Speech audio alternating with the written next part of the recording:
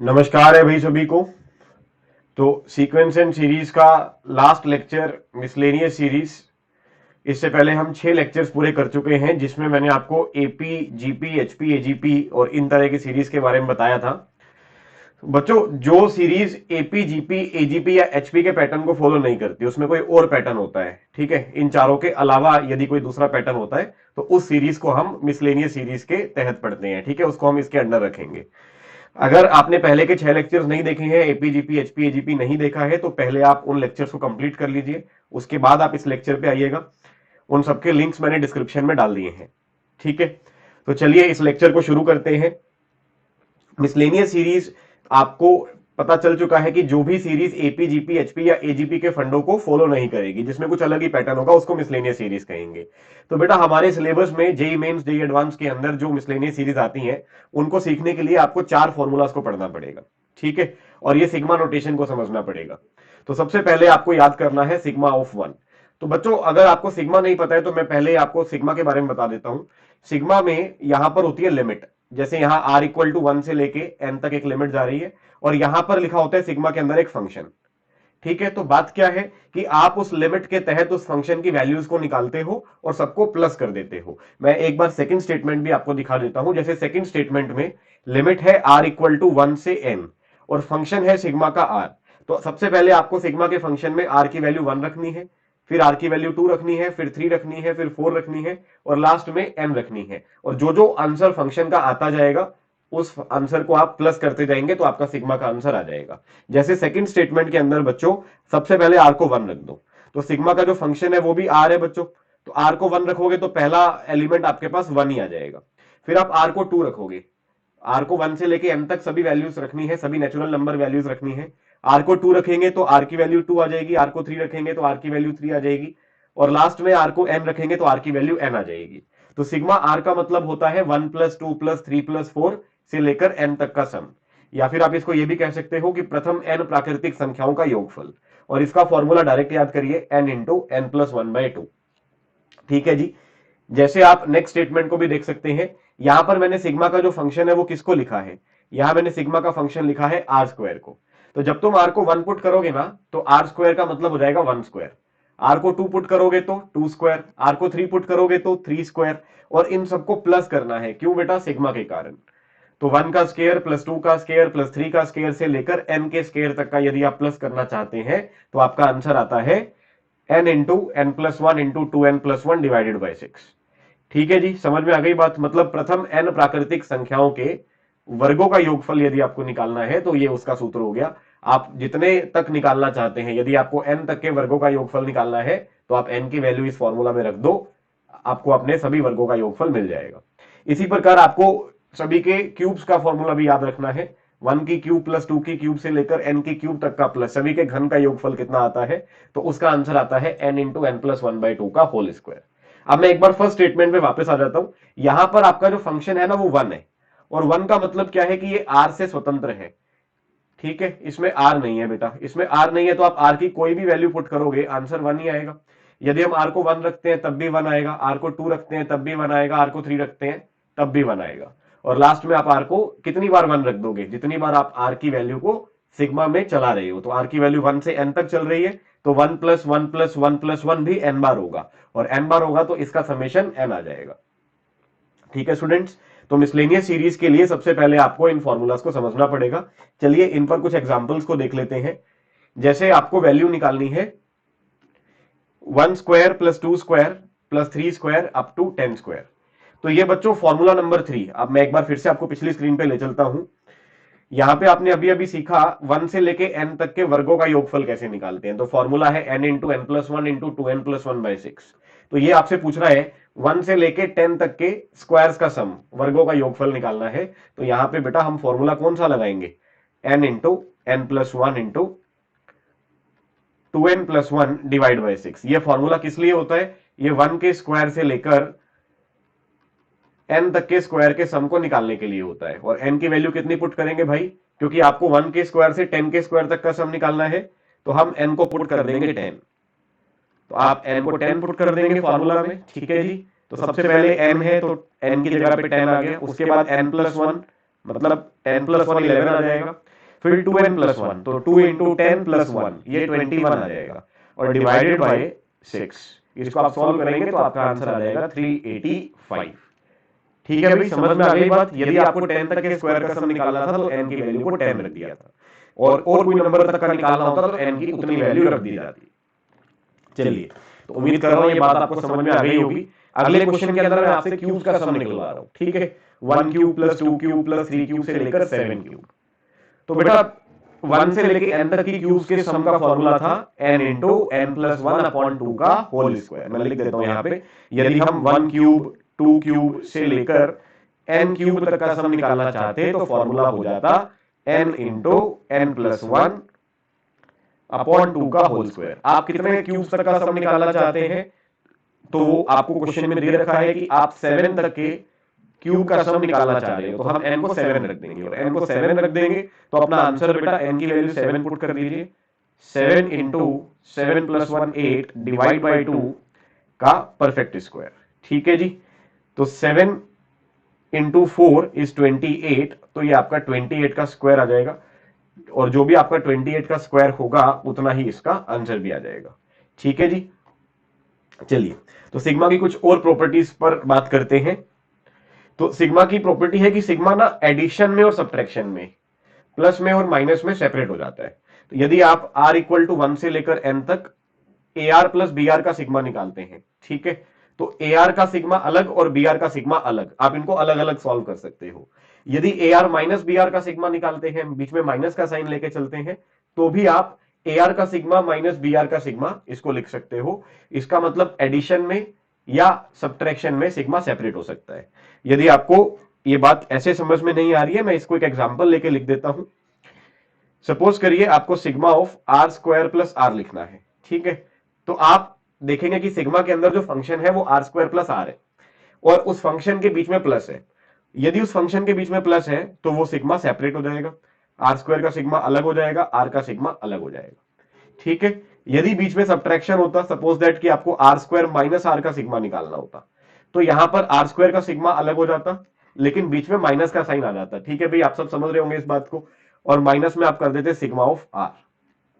ठीक है, तो ये सिग्मा की पहली प्रॉपर्टी है, याद रखना सिर्फ एडिशन में और सब्ट्रैक्शन में ही ये सेपरेट होता है, मल्टीप्लाई में या डिवाइड में ये सेपरेट नहीं होता है। इसके बाद दूसरी जो प्रॉपर्टी है वो ये कि आपको जो सिग्मा में फंक्शन दे रखा है ना वो k इंटू ए आर है। ए आर का मतलब तो फंक्शन हो गया आर का फलन हो गया जो आर को पुट करने पर बदलेगा, और k उसके मल्टीप्लाई में कांस्टेंट है। तो यदि आर के फंक्शन के मल्टीप्लाई में कोई कांस्टेंट है तो आप उस कांस्टेंट को सिग्मा के बाहर मल्टीप्लाई में ला सकते हैं, कॉमन ले सकते हैं। ठीक है, बहुत आसान सी प्रॉपर्टी है।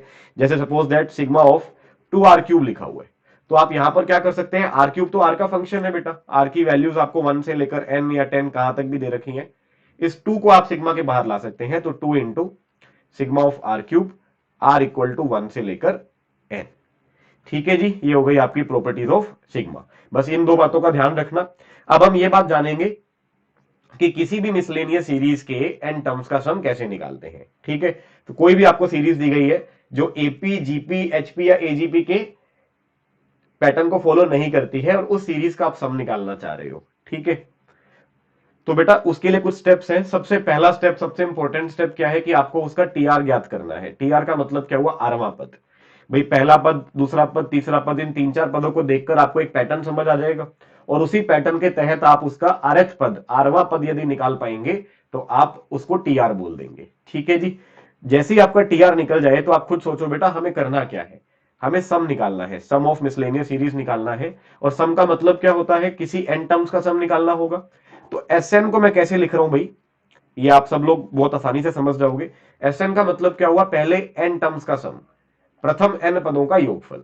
तो बेटा प्रथम पद क्या है T1, द्वितीय पद क्या है T2, और अंतिम पद क्या है Tn। तो मैंने T1 plus T2 plus T3 से लेके Tn तक को प्लस में लिख दिया, और इसको प्लस में लिख दिया, तो यही एक्सप्रेशन आपका Sn बन जाएगा।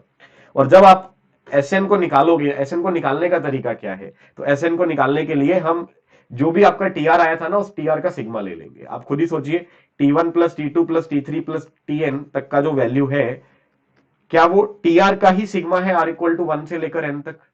बिल्कुल। देखो r को 1 रखोगे T1 आ जाएगा, r को 2 रखोगे T2 आ जाएगा, और सिग्मा का मतलब इन सब का एडिशन। तो बच्चों किसी भी मिसलेनियस सीरीज का अगर आपको सम निकालना हो तो ये उसके स्टेप्स है। सबसे पहला काम आपको टीआर निकालना है, और टीआर निकाल के सम ऑफ एन टर्म्स को निकालने के लिए उसी टीआर का सिग्मा ले लेना है आर बराबर 1 से लेकर एन तक। ठीक है भाई, समझ आ गई बात। और आपको वो पहले वाले 4 फॉर्मूलाज याद रखने हैं। सिग्मा ऑफ 1 कितना होता है, sigma of r, sigma of r square, sigma of r cube. चलिए तो एक दो एग्जांपल्स देखते हैं, एग्जांपल से आप सारी बात बढ़िया से समझ जाएंगे।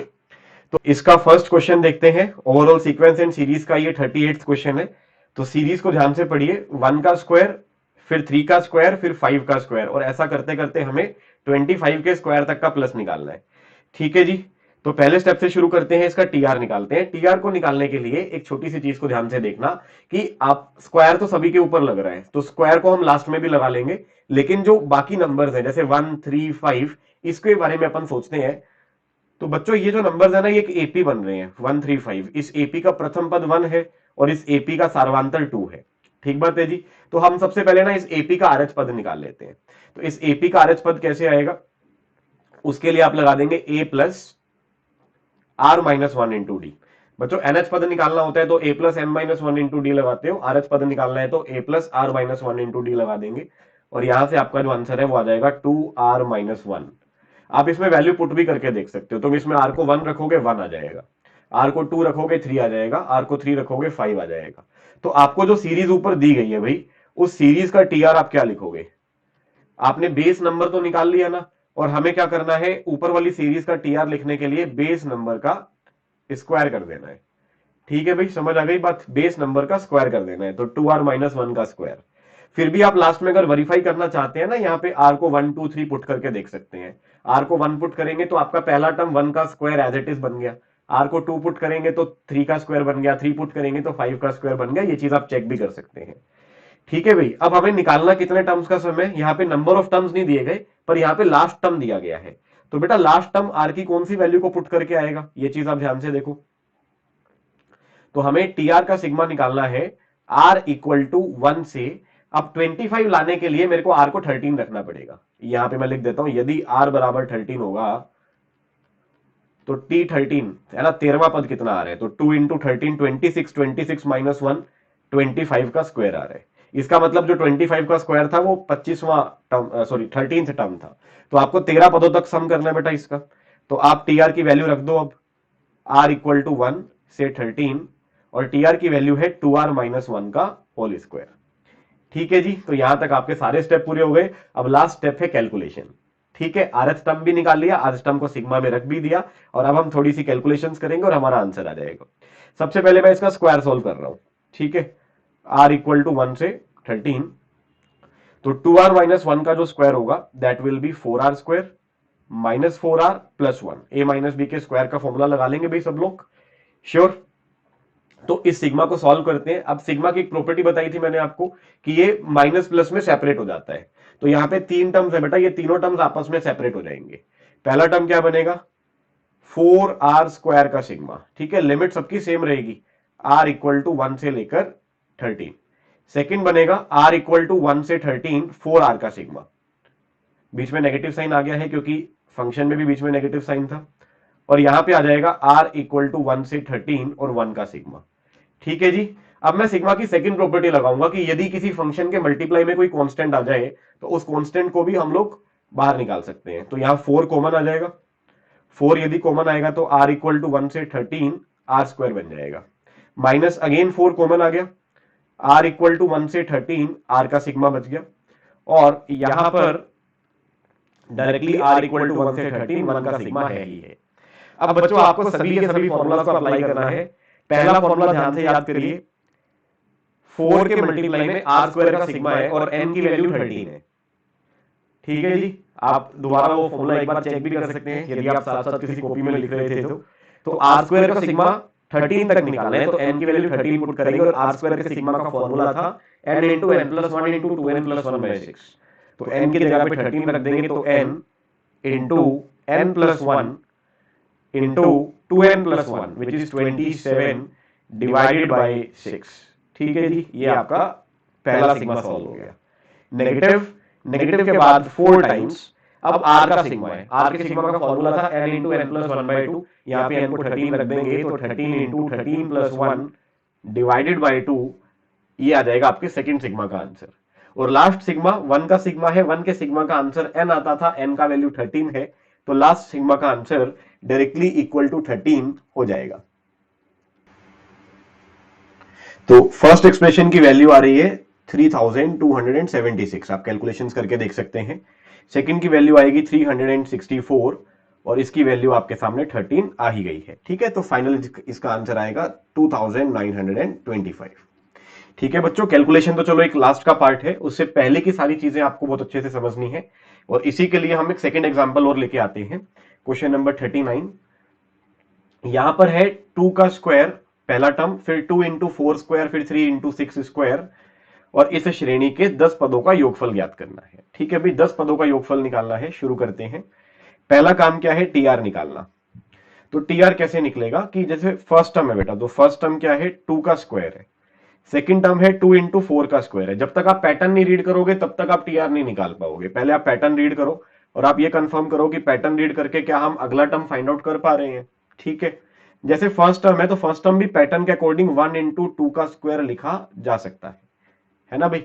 सेकंड टर्म तो आपके सामने ही है 2 इंटू 4 का स्क्वायर। उसके बाद थर्ड टर्म है 3 इंटू 6 का स्क्वायर। अब आप सोच के बताइए टीआर क्या होगा, टीआर की वैल्यू निकालनी है। तो बेटा सबसे पहले जो मल्टीप्लाई में है ना वो तो 1 2 3 है ना, तो इसका मतलब टीआर में आर आ जाएगा। जैसे फर्स्ट में इंटू में 1 था, ब्रैकेट के बाहर वाले की बात कर रहा हूं, सेकंड में 2 था, थर्ड में 3 है, तो टीआर में आर आ जाएगा। फिर ब्रैकेट शुरू करना है और ब्रैकेट के ऊपर स्क्वायर भी सबके अंदर ही आ रहा है। तो टीआर का फॉर्मेट कैसा आ रहा है, आर इंटू समथिंग का स्क्वायर, और वो समथिंग क्या है, फर्स्ट टर्म में 2 है, सेकंड टर्म में 4 है, थर्ड टर्म में 6 है। इसका मतलब आरथ टर्म में जो तीनों में फॉलो हो रहा है वो बताइए भाई। तो मेरे ख्याल से 1 का डबल 2, 2 का डबल 4, 3 का डबल 6, तो आर का डबल हो जाएगा 2 मल्टीप्लाइड बाई आर। बताइए बच्चों, तो इस पैटर्न को रीड करके क्या आप इसका आरथ टर्म निकाल सकते हैं? तो टीआर का वैल्यू बिल्कुल बेटा इस प्रकार निकल जाएगा, आर इंटू 2 आर का होल स्क्वायर आ जाएगा। मैं क्वेश्चंस आपके लगभग सभी प्रीवियस ईयर के जेईई मेन से ही पिक कर रहा हूं। ठीक है, तो यहां पर आपका जो टीआर है उसको थोड़ा सिंप्लीफाई करके लिखते हैं। टीआर की वैल्यू आ जाएगी आर मल्टीप्लाइड बाई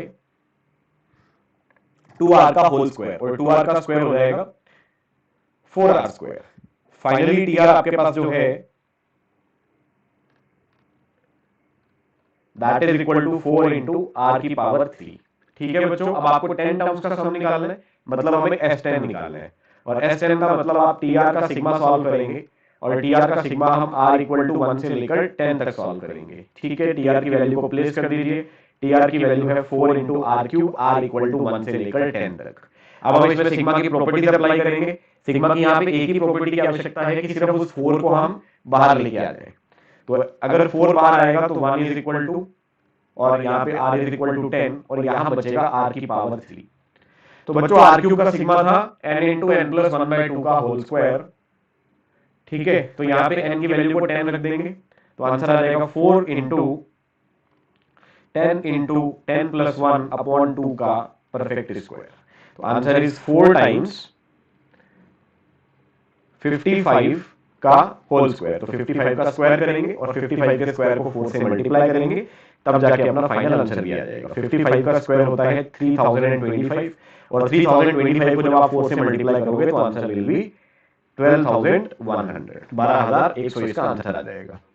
ठीक है भाई, तो मेरे ख्याल से आपको मोटी मोटी बात समझ में आ गई है कि सबसे पहले हमें टीआर निकालना है, फिर जितने टर्म्स का सम निकालना है उसको सिग्मा में हम उतनी बार चला देंगे, आर इक्वल टू 1 से उतनी बार चला देंगे, तो यहां से आपको उस सीरीज का सम मिल जाएगा। नंबर 40, तो यहां जो सीरीज दे रखी है दैट इज 1 3/5, ये मिक्स्ड फ्रैक्शन है। ठीक है, जैसे अपन 1.5 को 1 1/2 लिख देते हैं, तो उस प्रकार 1 3/5 का स्क्वायर, 2 2/5 का स्क्वायर, 3 1/5 का स्क्वायर।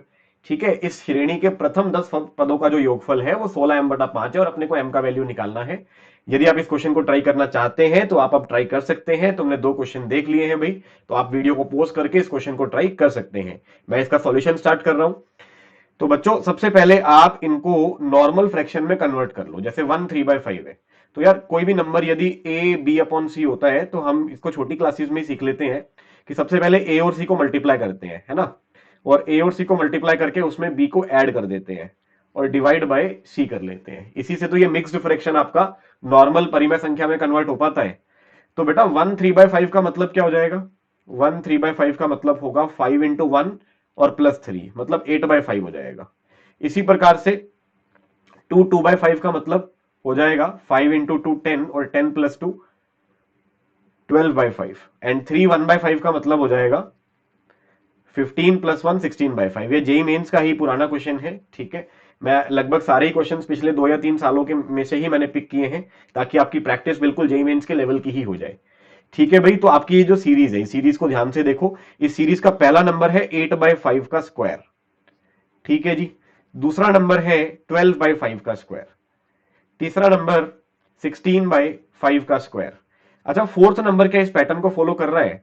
फोर्थ नंबर जो है वो डायरेक्टली 4 का स्क्वायर है। तो बिल्कुल यार देखो, फोर्थ नंबर को आप 20/5 का स्क्वायर लिख सकते हो ना, वो तो इसी पैटर्न को फॉलो कर रहा है। पहला नंबर 8/5 था, दूसरा 12/5 है, फिर 16/5 है, और 4 को हम लोग 20/5 लिख सकते हैं।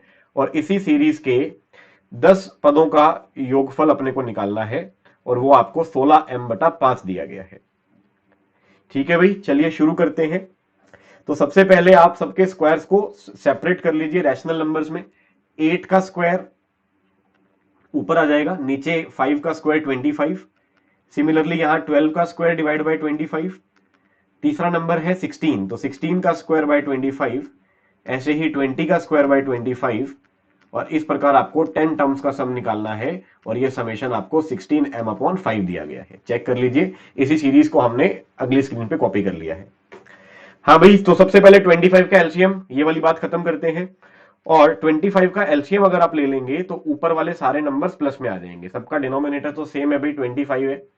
तो यहां आ जाएगा 8 स्क्वायर, फिर 12 स्क्वायर, फिर 16 स्क्वायर, फिर 20 स्क्वायर।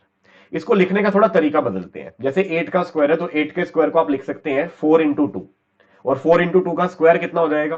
4 square into 2 square. तो मैं 8 स्क्वायर को लिखूंगा 4 square into 2 square. Similarly 12 square को लिखेंगे 4 स्क्वायर इंटू 3 स्क्वायर। 16 स्क्वायर को लिखेंगे 4 स्क्वायर इंटू 4 स्क्वायर। 20 स्क्वायर को लिखेंगे 4 स्क्वायर इंटू 5 स्क्वायर। और इस तरह आपको कितने टर्म्स लिखने हैं भाई? 10 टर्म्स। और इन 10 टर्म्स का जो एडिशन आएगा that will be equal to 16m/5। First of all we can cancel this 5 by this 25, यहां पर 5 बच जाएगा, और इस 5 की भी हम क्रॉस मल्टीप्लाई कर देंगे। लेफ्ट हैंड साइड में 4 स्क्वायर कॉमन ले सकते हो। 4 स्क्वायर कॉमन लोगे तो 2 square plus 3 square plus 4 square, और ये आपकी सीरीज जाएगी बेटा। देखो टोटल टर्म्स कितने हैं? 10 है ना। आप शुरू 2 से कर रहे हो तो कहां पर खत्म करोगे? बिल्कुल ठीक है, 11 पर। तो 11 स्क्वायर और इक्वल टू में आ जाएगा 16 इंटू 5 ATM। ठीक है बच्चों, तो ये आपकी सीरीज बन गई है। इस सीरीज को सॉल्व करते हैं। ये 4 का स्क्वायर 16 होता है, 16 को भी आप 80 में कैंसिल कर सकते हो। अच्छा, वो पहले ही कैंसिल कर सकते थे, तो यहां पे आपका 5m बन जाएगा। अब देखो, ये 2 से लेके 11 तक के स्क्वायर का सम कैसे निकालना है, इस बात को सीखिए सब बच्चे। तो कोई भी फॉर्मूला 2 स्क्वायर से लेके 11 स्क्वायर तक का नहीं होता, सारे फॉर्मूलाज अपने 1 से ही शुरू होते हैं। अगर आपको सभी नंबर्स का प्लस निकालना है वो भी 1 से n होता है, सभी के स्क्वायर का सम निकालना है वो भी 1 स्क्वायर से n स्क्वायर होता है। तो यहां पे हमें क्या करना पड़ेगा? 1 स्क्वायर को ऐड करना पड़ेगा और 1 स्क्वायर को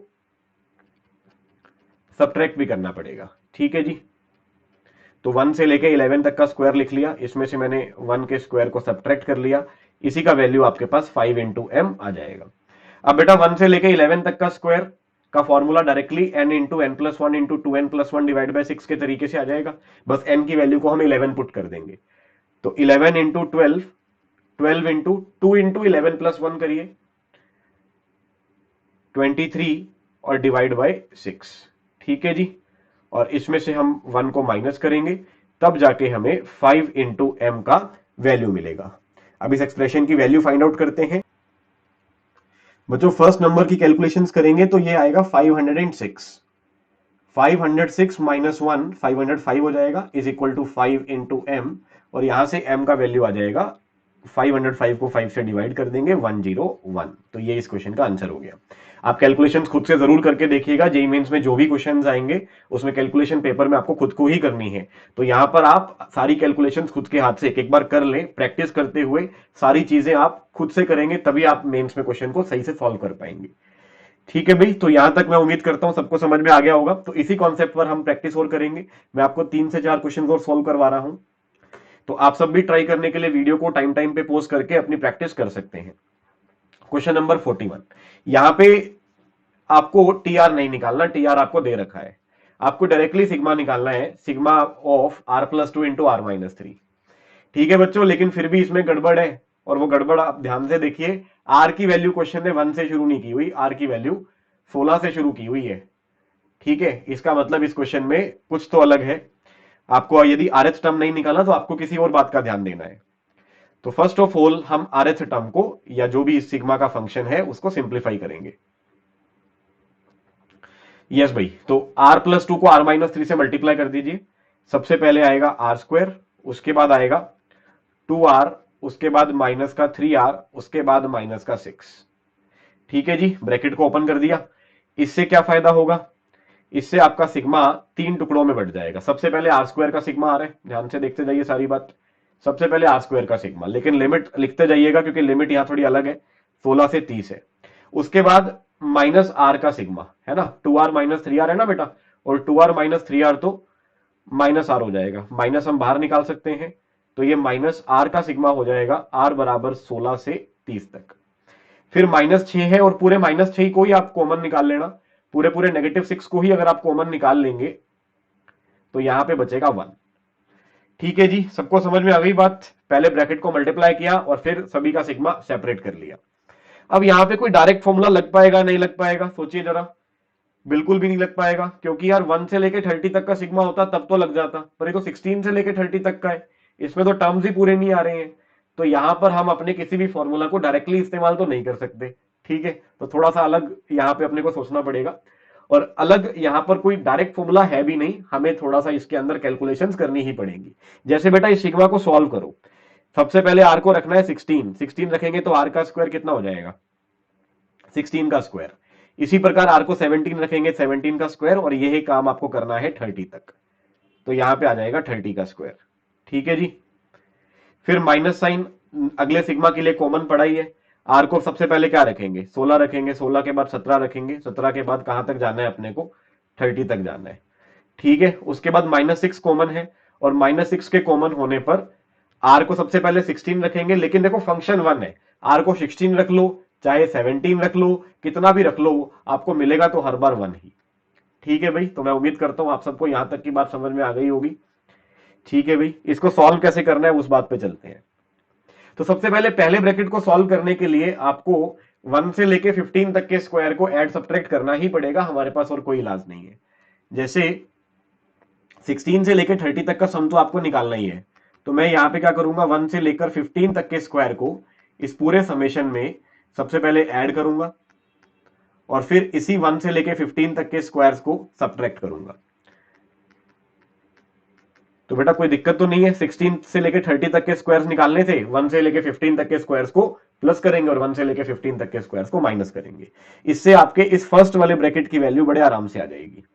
इसके बाद सेकंड ब्रैकेट देखो ध्यान से, सेकंड ब्रैकेट 16 से लेकर 30 तक 1 1 1 का डिफरेंस चल रहा है, तो सेकंड ब्रैकेट में भी आप 1 से लेकर 15 तक के नंबर्स को ऐड कर सकते हो और माइनस भी कर सकते हो। लेकिन आप सेकंड ब्रैकेट को अगर एक और तरीके से सोचो कि सर ये तो डायरेक्टली एपी है, और इस एपी में तो अपन सम ऑफ एन टर्म्स का फॉर्मूला, जो एपी का फॉर्मूला होता है, वही लगा सकते हैं।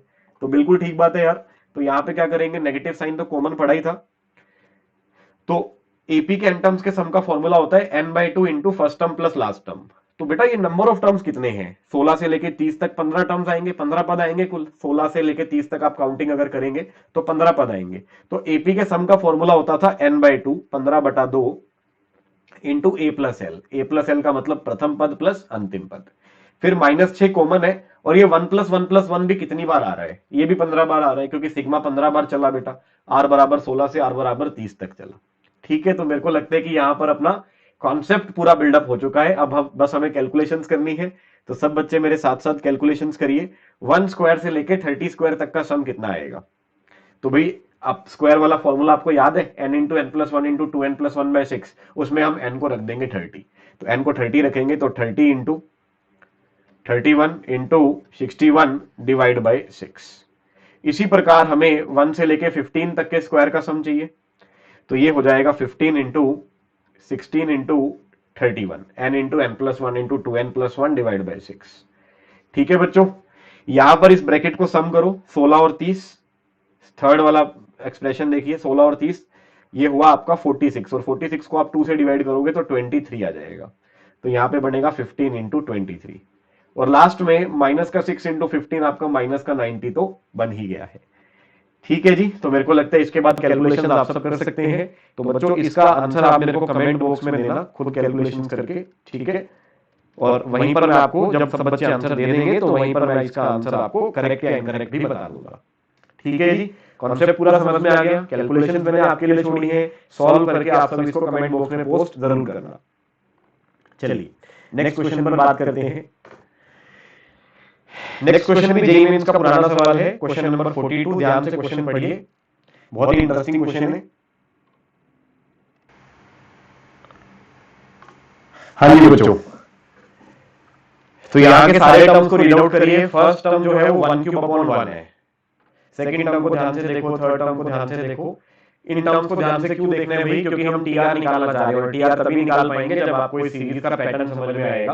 और पैटर्न समझ में तभी आएगा जब आप सारे टर्म्स को ध्यान से देखकर किसी अगले टर्म की गैस कर पाओगे। तो यार सब बच्चे ना पहला टर्म देखते हैं 1 क्यूब बाय 1 है, दूसरा टर्म देखते हैं 1 cube plus 2 cube upon 1 plus 3 है, तीसरा term 1 cube plus 2 cube plus 3 cube upon 1 plus 3 plus 5 है। तो इन तीन टर्म्स को देखकर क्या हम चौथे टर्म का अनुमान लगा पा रहे हैं? चौथा टर्म क्या होगा, चौथा पद क्या होगा? तो बिल्कुल यार न्यूमरेटर में तो आ जाएगा 1 का क्यूब प्लस 2 का क्यूब 3 क्यूब प्लस 4 क्यूब और डिनोमिनेटर में आएगा ऑड नंबर आएंगे बेटा, 4 ऑड नंबर आएंगे पहले 1 प्लस 3 प्लस 5 प्लस 7। तो यार इस सीरीज को देखकर, इसके पैटर्न को देखकर ही इसका टीआर निकलेगा। तो चलिए टीआर को निकालना शुरू करते हैं। तो बच्चों सब लोग दिमाग लगाइए, आरएच पद कैसे निकलेगा। जैसे पहले पद में ऊपर 1 की क्यूब थी, दूसरे पद में 1 क्यूब प्लस 2 क्यूब था, तीसरे में 3 तक के थे, चौथे में 4 तक के आ जाएंगे, पांचवें में 5 तक के आ जाएंगे। तो आरएच में आपका अनुमान क्या होगा भाई? आरएच में आर तक के क्यूब आ जाएंगे। ठीक है भाई, सब बच्चे समझ रहे हैं मेरे साथ साथ? आरएच पद में क्या होगा, 1 से लेके आर तक के क्यूब आ जाएंगे और डिनोमिनेटर में क्या होगा, प्रथम आर ऑड नंबर आ जाएंगे। ठीक है, प्रथम आर ऑड नंबर मतलब पहला ऑड नंबर 1, फिर 3, फिर 5, फिर 7, इस प्रकार कितने ऑड नंबर आएंगे? ये आर विषम संख्याएं आ जाएंगी, आर विषम संख्या। ठीक है जी, ये इसका टीआर बनेगा। ओके भाई, सब बच्चों को समझ में आ गया? तो ये सम नहीं है बेटा, ये तो एक पद है भाई, है ना। कई बच्चों को लगता है सर ये तो सम ही लिख दिया आपने पूरा पूरा, क्या ये सभी पदों का योगफल है? नहीं, ये एक पद है, ये आरएच पद है। और अब इस आरएच पद को सिंप्लीफाई करेंगे और फिर 16 पदों का योग निकालना है, तो हम सिग्मा में आर बराबर 1 से लेके 16 तक पुट कर देंगे। तो पहले इस टीआर को सॉल्व कर लेते हैं। तो भाई 1 से लेके एन तक की क्यूब का फॉर्मूला, कि प्लस का formula n into n plus 1/2 का स्क्वायर होता है। यहां 1 से लेके आर तक के क्यूब है और इनके सम का formula r into r plus 1 upon 2 का स्क्वायर हो जाएगा। मैंने आपको पहले ही बताया था बेटा, यदि आप क्यूब्स को प्लस करते हैं 1 क्यूब 2 क्यूब 3 क्यूब 4 क्यूब, तो जहां तक प्लस करते हैं एन की उतनी वैल्यू रख देना। यहां पे कहां तक प्लस कर रहे हो भाई सब बच्चे बताओ? यहां पे हम आर तक प्लस कर रहे हैं, आर की क्यूब तक प्लस कर रहे हैं, तो हमने एन की वैल्यू को आर रख दिया, तो आर इंटू आर प्लस 1/2 का स्क्वायर आ गया। अब आपको डिनोमिनेटर का सम निकालना है, 1 प्लस 3 प्लस 5 आर विषम संख्याओं का सम निकालना है। इसको आप एपी के सम से निकाल सकते हैं, एपी में आपका सम ऑफ एन टर्म्स का फॉर्मूला था, उससे निकाल सकते हैं। मैं यहां पे आपको यह बात याद भी करवा देता हूं, यदि आप प्रथम आर विषम संख्याओं को जोड़ते हैं, उनका योग करते हैं, तो उसका आंसर आर का स्क्वायर आता है। ठीक है, डायरेक्टली आर स्क्वायर आता है। यदि आप पहले 5 ओड नंबर को जोड़ोगे तो 5 का स्क्वायर 25 ही आएगा, पहले 4 ओड नंबर को जोड़ोगे 4 का स्क्वायर 16 ही आएगा। तो इस बात को याद भी रखना है, आप इसको एपी से प्रूफ भी करके देख सकते हो, तो ये प्रूफ आप खुद करके देखना। तो जब आप आर स्क्वायर से आर स्क्वायर काटोगे तो आपका टीआर जो है वो आर प्लस 1 का स्क्वायर अपॉन 2 आ जाएगा, एक्चुअली अपॉन 4 आ जाएगा। ठीक है जी, ऊपर वाले का स्क्वायर सॉल्व करना, आर स्क्वायर आर प्लस 1 का स्क्वायर अपॉन 4 और आर स्क्वायर से आर स्क्वायर कट जाएगा, तो टीआर की वैल्यू सिर्फ आर प्लस 1 का होल स्क्वायर अपॉन 4 आ जाएगी। अब आपको निकालना क्या है, इस सीरीज के, इस श्रेणी के 16 पदों का योग निकालना है, मतलब अपने को S16 निकालना है। और S16 निकालने के लिए सिग्मा में टीआर आर बराबर 1 से लेकर 16, ये अपना आंसर हो जाएगा। और टीआर की वैल्यू पुट कर दो भाई, तो टीआर की वैल्यू है आर प्लस 1 का square divided by 4, r equal to 1 से लेके 16 तक। ठीक है भाई, सब बच्चों समझ में आ गई बात सबको? तो इस 1/4 को तो पहली बार ले चलते हैं और अंदर आप आर प्लस 1 का स्क्वायर सॉल्व कर लो, it is r square plus 2r plus 1, r equal to 1 से 16। हाँ भाई, कांस्टेंट तो बाहर आ गया। अब क्या करेंगे, अब 1/4 को तो कॉमन लिखेंगे बाहर और बाकी सबका सिग्मा सेपरेट कर लेंगे। सबसे पहले सिग्मा सेपरेट होगा आर स्क्वायर का, उसके बाद सिग्मा सेपरेट होगा 2r का, लेकिन 2 तो बाहर आ जाएगा, तो 2 इंटू सिग्मा आर, और लास्ट में सिग्मा सेपरेट होगा 1 का। और सभी में n की वैल्यू कितनी पुट करेंगे हम? 16, और 16 पुट करके सभी के फॉर्मुलाज अप्लाई करेंगे, उससे हमारा आंसर आ जाएगा। तो जैसे 1/4 के बाद आर स्क्वायर का सिग्मा होगा 16 into 17 into 33 n into n plus 1 into 2n plus 1 divide by 6। फिर 2 टाइम्स सिग्मा ऑफ आर होता है n into n plus 1 divide by 2, और फिर 1 का सिग्मा तो n के बराबर ही होता है, तो यहां से आपका आंसर आ जाएगा 16, और फिर हम सबको ऐड कर लेंगे, और इनको ऐड करने पर बच्चों आंसर आ रहा है 446। ठीक है जी, कैलकुलेशन आप कर सकते हैं, एंड 446 आपके सी ऑप्शन के इक्वल है, सी ऑप्शन आप टिक कर देंगे। ठीक है, ये हुआ आपका क्वेश्चन नंबर 42। चलिए भाई, तो इसी तरह का एक और क्वेश्चन देखते हैं, ये भी जेईई मेंस में आया हुआ क्वेश्चन है, और इसके बाद जो क्वेश्चन है वो भी आपका रिसेंटली पिछले 2 सालों के जेईई मेंस में से ही है। तो ये एक सीरीज है, और इस सीरीज के 15 पदों का योगफल निकालना है, 15 टर्म्स का सम निकालना है। ठीक है, अब ध्यान से देखिए, इसका पहला पद तो सिर्फ 1 है, दूसरा पद 6 है, और तीसरे पद से आपको कुछ कुछ बातें समझ में आनी शुरू होंगी। तीसरा पद है बेटा 1 स्क्वायर 2 स्क्वायर 3 स्क्वायर का प्लस इंटू में 9 अपॉन में 7। फोर्थ टर्म को ध्यान से देखिए, फिफ्थ टर्म को ध्यान से देखिए, और इसके जनरल टर्म का फॉर्मूला बनाने की कोशिश करिए। यहां पे एक छोटी सी करेक्शन है, फिफ्थ टर्म में जहां पर आपको 12 दिख रहा है, वो 12 की जगह पे 15 आएगा। ठीक है जी, 15 यहां पर आपको 12 की जगह पे लिखना है, ये छोटी सी करेक्शन है यहां पर एक। तो चलिए शुरू करते हैं। थर्ड टर्म ध्यान से देखिए, थर्ड टर्म में आपको 9 दिखा, फिर 1 से लेके 3 तक के स्क्वायर का सम दिखा, फिर ऐसे ही फोर्थ में 12 दिखा, और 1 से लेके 4 तक के स्क्वायर का सम दिखा, और पांचवी टर्म में 15 के बाद 5 तक के स्क्वायर का सम दिखा। तो क्या आप आरएथ टर्म को सोच पा रहे हो? और फर्स्ट और सेकंड टर्म को अपन बाद में चेक कर लेंगे, शायद वो कट कर इस फॉर्मेट में आ गई होंगी, और वो होंगी तो इसी पैटर्न का हिस्सा, तो वो अपन चेक कर लेंगे। ठीक है, तो भाई ध्यान से देख के बताइए, जो 9 12 15 लिखा हुआ है, क्या मैं इसको 3r लिख सकता हूं? जैसे आपने थर्ड टर्म निकालनी है, तो आर को 3 रखोगे तो 9 आ जाएगा, फोर्थ टर्म में आर को 4 रखोगे तो 12 आ जाएगा, फिर आर को 5 रखोगे तो 15 आ जाएगा। उसके बाद आपको क्या करना है, 1 का स्क्वायर 2 का स्क्वायर 3 का स्क्वायर, आपको चलना है आर के स्क्वायर तक, है ना भाई। तीसरे में 3 तक के स्क्वायर तक गए थे, चौथे में 4 तक के स्क्वायर तक गए थे, पांचवें में 5 तक के स्क्वायर तक गए थे, और आपको डिवाइड करना है एक ऑड नंबर से। तीसरे में वो ऑड नंबर 7 है, चौथे में वो ऑड नंबर 9 है, पांचवें में वो ऑड नंबर 11 है। तो इसका मतलब आप यहां पर क्या लिख सकते हैं भाई, आप यहां पर लिख सकते हैं 2 टाइम्स आर प्लस 1। आप आर को 3 रखेंगे तो 7 आ जाएगा, आप आर को 4 रखेंगे तो 9 आ जाएगा। ठीक है, आप आर को 5 रखेंगे तो 11 आ जाएगा। सारी बात समझ आ रही है भाई सब बच्चों को? अब इस टी आर को सिंप्लीफाई कर लेते हैं। हालांकि मैंने फर्स्ट नंबर और सेकंड नंबर अभी तक नहीं देखा है कि इस सीरीज को फॉलो कर रहा है कि नहीं कर रहा है, तो आप चेक कर सकते हैं। अगर आप T1 को निकालते इसी पैटर्न से, तो 3 इंटू 1 3 हो जाता, सिर्फ 1 के स्क्वायर तक ही जाना होता, और नीचे आर को 1 रखते तो यहां पर भी 3 आ जाता, तो बिल्कुल यार 1 ही आ रहा है। ठीक है, तो ये पैटर्न में फॉलो हो ही रहा है ये वाला। आर को 2 रख दीजिए, तो यहां पर 3 इंटू 2 6 आ जाता, फिर 1 का स्क्वायर प्लस 2 का स्क्वायर, ये 5 आ जाता, और डिवाइड बाय 2 इंटू 2 प्लस 1, ये भी 5 आ जाता, तो 5 से 5 कटता, तो ये 6 भी आ जाता। तो वो सीरीज बेटा उसके अंदर ही फॉलो हो रहा है, वो पैटर्न जो आपने बाकी टर्म्स के लिए निकाला है। तो यही आपका टीआर है। अब टीआर को थोड़ा सिंप्लीफाई कर लो। सबसे पहले ऊपर 3r है, और 1 स्क्वायर से लेके r स्क्वायर तक का सम, इसको सॉल्व कर लीजिए, r into r plus 1 into 2r plus 1, n की वैल्यू r रख देंगे क्योंकि r तक के स्क्वायर का सम निकालना है, डिवाइड बाय 6, और नीचे 2r प्लस 1 एक ऑलरेडी लिखा गया है। इस 2r प्लस 1 से 2r प्लस 1 को कैंसिल कर देंगे, 3 से 6 को कैंसिल कर देंगे। ठीक है जी, तो आपके टीआर का जो आंसर आएगा दैट इज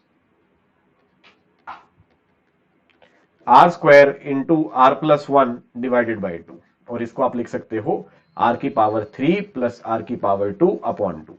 आपको निकालना क्या है, 15 पदों का योगफल S15 निकालना है। तो आप सिग्मा में इन टर्म्स को रखिएगा, 1/2 पहले ही बाहर आ जाएगा, r cube plus r square, r की वैल्यू 1 से लेके 15 तक, ये दोनों सिग्मा सेपरेट हो जाएंगे, 1/2 बाहर कॉमन है, तो sigma of r cube plus sigma of r square.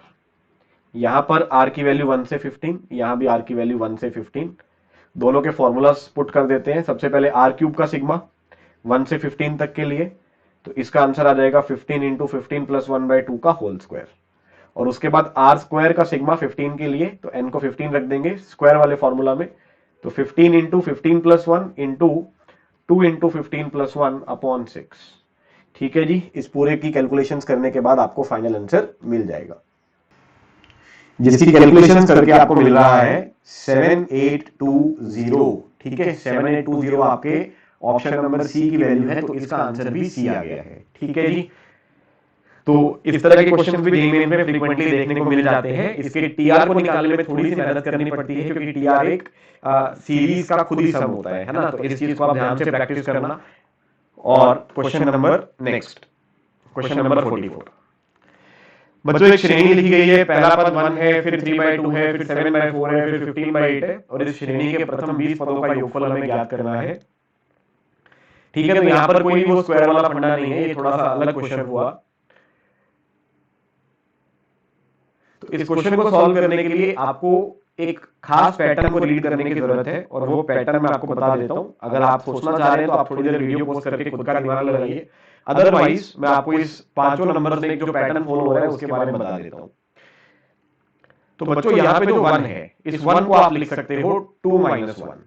ठीक है, 3/2 को आप लिख सकते हो 2 - 1/2। शायद अब आप थोड़ा बहुत इशारा समझ गए होंगे मेरा कि 1 को मैं 2 - 1 लिख रहा हूं, 3/2 को मैं 2 - हाफ लिख रहा हूं। ठीक है, 7/4 को अब मैं क्या लिखूंगा, खुद से दिमाग लगाइए। 7/4 को मैं लिखूंगा 2 - 1/4। ठीक है जी, इसी प्रकार 15/8 को हम क्या लिखेंगे, 2 - 1/8। 2 - 1/8 को सॉल्व करोगे तो 15/8 आ जाएगा, और 31/16 को लिखेंगे 2 - 1/16। और इस तरह आपको इस श्रेणी के 20 पदों का योगफल चाहिए। तो बेटा अगर आपको 20 पदों का योगफल चाहिए तो 20 के 20 पद इसी प्रकार लिखे जाएंगे, और 20 पदों को लिखने के बाद आप ध्यान से देखना कि यार सबके अंदर पहला पहला टर्म तो 2 ही आ रहा है ना, तो जब आप इन सारे 2 को अलग कर लोगे तो ये 2 कितनी बार आ जाएगा, ये 2 20 बार आ जाएगा, और 20 बार आ जाएगा तो इस 2 का वैल्यू 40 हो जाएगा, सबका प्लस करेंगे तो 40 आ जाएगा। फिर बाकी जो इनके सेकंड वाले टर्म्स है उनका माइनस कॉमन ले लो, तो भाई पहले से 1, फिर 1/2, फिर 1/4, फिर 1/8, तो ये तो एक जीपी बन गई, और आपको 20 टर्म्स तक जाना है। ठीक है जी, तो इसको नेक्स्ट पेज पे लेके चलते हैं। सबसे पहले यार ये 20 बार जो 2 है, इस 20/2 का जो प्लस है वो आ जाएगा 40, और 40 में से आपको माइनस करना है 1 + 1/2 + 1/4 + 1/8, और इस तरह के 20 टर्म्स का सम। तो बच्चों ये जो सीरीज है, सब बच्चे ध्यान से देख के बताओ, ये एक जीपी का पैटर्न फॉलो कर रही है, और उस जीपी का कॉमन रेशियो निकाल लो, second term upon first term, या फिर third term upon second term, या फिर fourth term upon third term.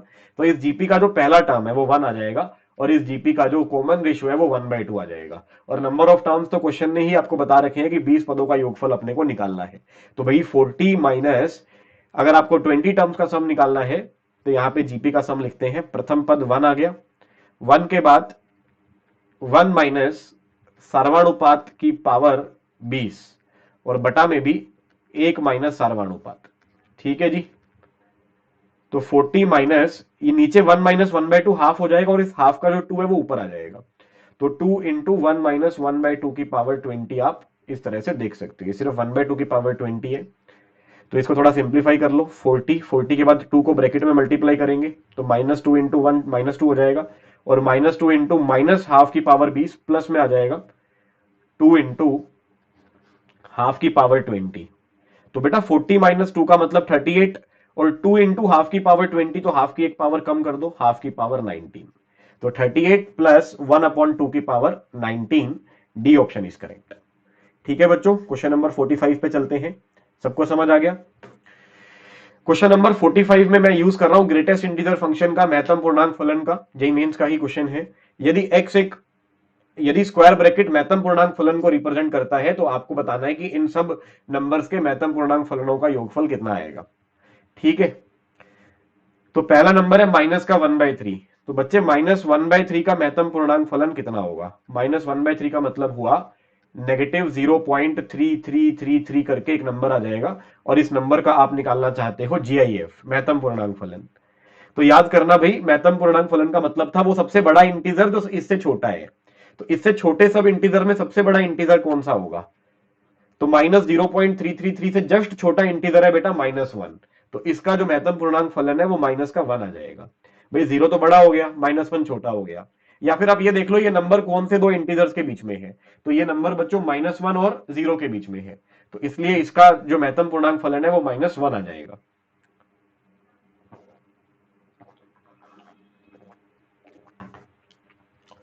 उसके बाद ध्यान से देखो, -1/3 माइनस का 1/100, तो यार माइनस के 1/100 का मतलब हुआ देखो -0.33 करके आप अप्रोक्सीमेट मान लो, और इसमें से तुमने 0.01 माइनस कर दिया, तो अभी भी तो ये नंबर -1 और 0 के बीच का ही नंबर रहा। यदि अभी भी ये -1 और 0 के बीच का नंबर है तो इसका आंसर फिर से -1 आ जाएगा। ठीक बात है। और इस प्रकार ये आंसर -1 कब तक आएगा, जब तक आप इसको कम करते करते -1 तक ही ना ले जाओ, तब तक ये -1 आता रहेगा।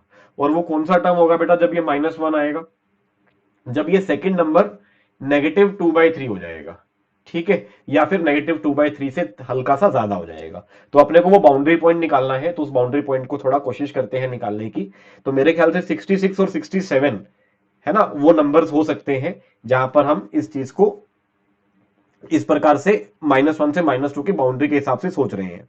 तो -1/3 -66/100, ठीक है बच्चों। तो ये आपका नंबर आया माइनस का 0.333 करके एक्सपैंड होगा, और ये आपका नंबर आएगा -0.66।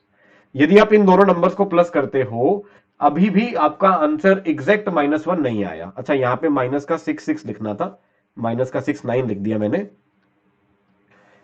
हाँ बच्चों, तो 0.66 में कितना ऐड करते कि -1 बन जाता, 0.66 में 0.34 ऐड करते, ठीक है, तब जाके -1 बनता। लेकिन 0.66 में 0.34 से थोड़ा कम न्यूमेरिकल पार्ट वाला नंबर ऐड कर रहे हो, तो इसका मतलब अभी भी ये नंबर -1 से बड़ा है।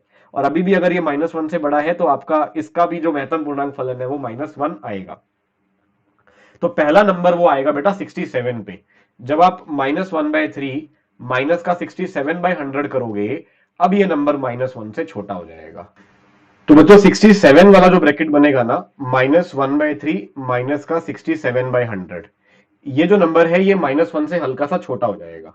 और ये नंबर यदि -1 से हल्का सा छोटा होगा तो इसका ग्रेटेस्ट इंटीजर -2 आ जाएगा, ठीक है, इसका महत्तम पूर्णांक -2 आ जाएगा। तो ये नंबर आप 0.333 करके एज्यूम कर सकते हैं, और यहां से आपका 0.67 आ जाता है। तो इधर से जो आपको नंबर मिलेगा वो -1.03 करके मिल जाएगा। तो ये जो नंबर है वो -1 से छोटा है, इसलिए इसका महत्तम पूर्णांक -2 आ जाएगा। और इस तरह से आपकी सीरीज ये -99 तक जा रही है। -99 तक सभी नंबर्स के महत्तम पूर्णांक का वैल्यू -2 ही आने वाला है, क्योंकि सारे नंबर्स -2 से तो बड़े ही रहने वाले हैं।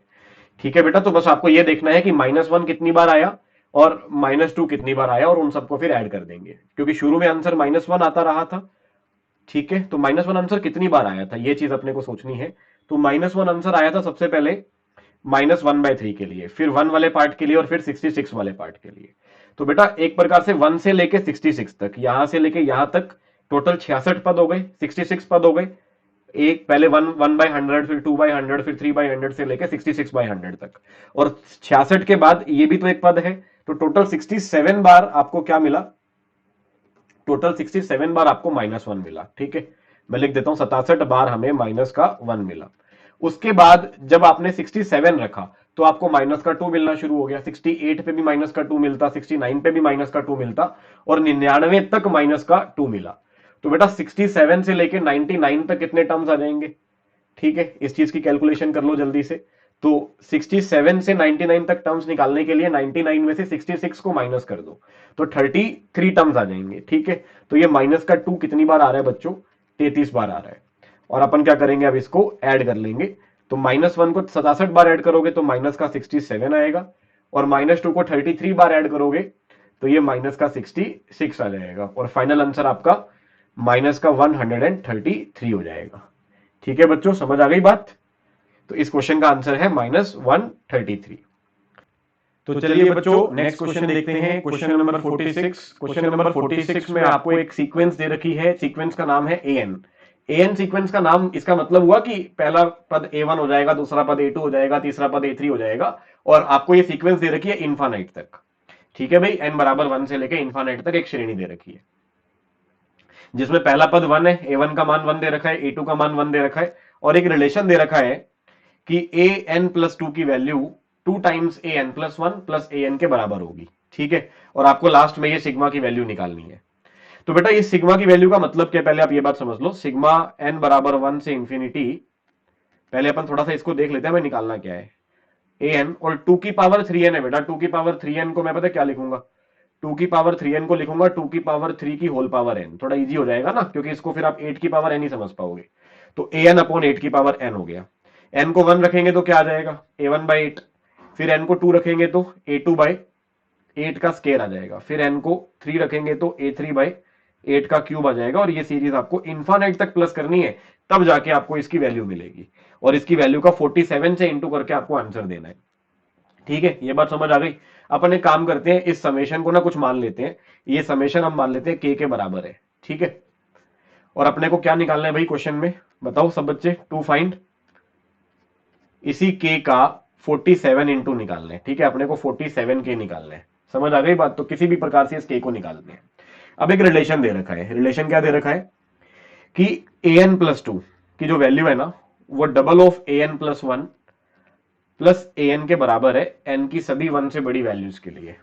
इसका मतलब यह हुआ बेटा कि आपको nth term, n plus one term और n प्लस टू टर्म, इन तीनों में रिलेशन दे रखा है। किसी भी पद को निकालने के लिए उसके पिछले पद का, n प्लस टू टर्म के लिए n प्लस वन उसका पिछला पद हो जाएगा, उसके पिछले पद के डबल में उससे एक और पीछे वाला पद ऐड करके आपको वो पद प्राप्त हो सकता है, ठीक है। ये रिलेशन दे रखा है। अब हम करने क्या वाले हैं, अब हम सबको डिवाइड करने वाले हैं 8 की पावर n से। तो डिवाइड बाय 8 की पावर n, सबको डिवाइड कर दो, ठीक है जी। तो ए एन प्लस टू को भी 8 की पावर n से डिवाइड कर दिया, क्योंकि ये तो बराबर है ना बेटा। दोनों तरफ मैंने 8 की पावर n से डिवाइड कर दिया, इधर भी 8 की पावर n से डिवाइड किया और इस तरफ भी मैंने 8 की पावर n से डिवाइड कर दिया, ठीक है भाई। तो left hand side is equal to right hand side, पहले भी दे रखी थी और 8 की पावर n से डिवाइड करने पर भी ये दोनों आपस में बराबर ही रहेंगे। फिर मैंने क्या कहा कि अगर ये इक्वल है तो इनके सिग्मा भी इक्वल होंगे। यदि मैं लेफ्ट हैंड साइड वाले का सिग्मा n बराबर 1 से इंफिनिटी लिख दूं, n बराबर 1 से इंफिनिटी, इसी प्रकार मैं राइट हैंड वाले का सिग्मा भी n बराबर 1 से इंफिनिटी लिख दूं, तो राइट वाले सिग्मा में सेपरेशन की प्रॉपर्टी अप्लाई कर देते हैं, ठीक है जी। 2 कॉमन बाहर आ जाएगा, दोनों तरफ मैंने सिग्मा ले लिया। अगर left hand side right hand side दोनों इक्वल थे तो दोनों का समेशन भी n इक्वल टू 1 से इन्फानाइट तक इक्वल आएगा। मानते हैं सब बच्चे अच्छे से। अब एक छोटी सी बात का जवाब दो कि यहां पर जो लेफ्ट हैंड साइड में लिखा हुआ है ना, इस लेफ्ट हैंड साइड को थोड़ा समझना पड़ेगा। n इक्वल टू 1 पुट करो बेटा, तो a3 अपॉन 8 की पावर n आ रहा है।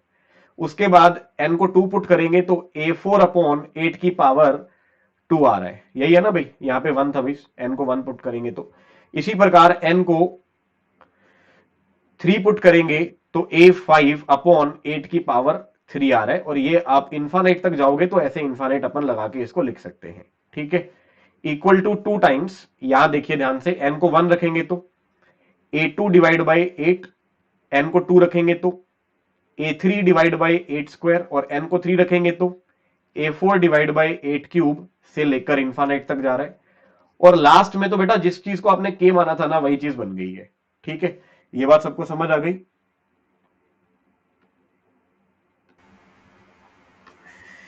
ठीक है बच्चों, अब देखो नेक्स्ट स्टेप हम क्या करने वाले हैं।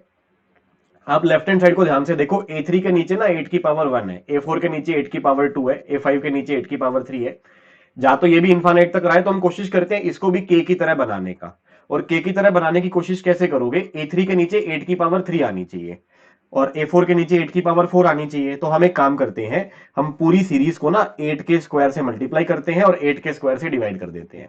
इससे फायदा ये होगा कि ये a3 अपॉन 8 की पावर 3 बन जाएगी, ये वाला नंबर a4 अपॉन 8 की पावर 4 बन जाएगा, ये वाला नंबर a5 अपॉन 8 की पावर 5 बन जाएगा, ठीक है। और ये सीरीज आपकी इन्फानाइट तक चलती रहेगी। इसी प्रकार इस ब्रैकेट को भी मैं k की फॉर्मेट में बनाने की कोशिश करूंगा।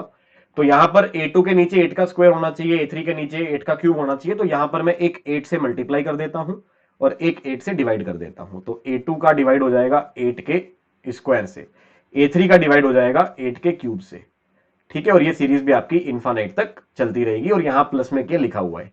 और हमें यार फाइनली वैल्यू किसका निकालना है, वैल्यू के का निकालना है। सबको के की फॉर्म में लिखेंगे तभी तो के में इक्वेशन बनेगी और लास्ट में के का आंसर आएगा। अब बच्चों ध्यान से देखना, जो इसका पहला वाला पार्ट है ना, ये वाला पार्ट A3 से लेके इन्फानाइट तक वाला पार्ट, ये K जैसा ही है या K से थोड़ा अलग है? तो हमने K किसको माना हुआ है? K की वैल्यू है A1/8 plus A2/8 square plus A3/8 cube से लेके इन्फानाइट तक।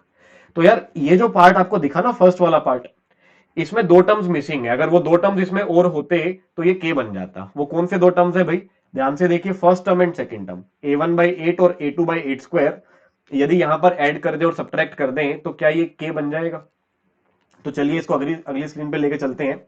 तो सबसे पहले 8 का स्क्वायर 64, 64 के बाद इस पूरे पूरे ब्रैकेट को मैंने क्या किया, मैंने इसमें दो नंबर्स ऐड कर दिए। एक तो मैंने A1/8 ऐड किया और एक मैंने A2/8 का स्क्वायर ऐड किया। आगे पूरी सीरीज इसमें एज इट इज पड़ी ही हुई है, ठीक है। और इनको ऐड करने के बाद मुझे यही दो नंबर्स इसमें से माइनस भी करने पड़ेंगे, A1/8 और A2/8 स्क्वायर।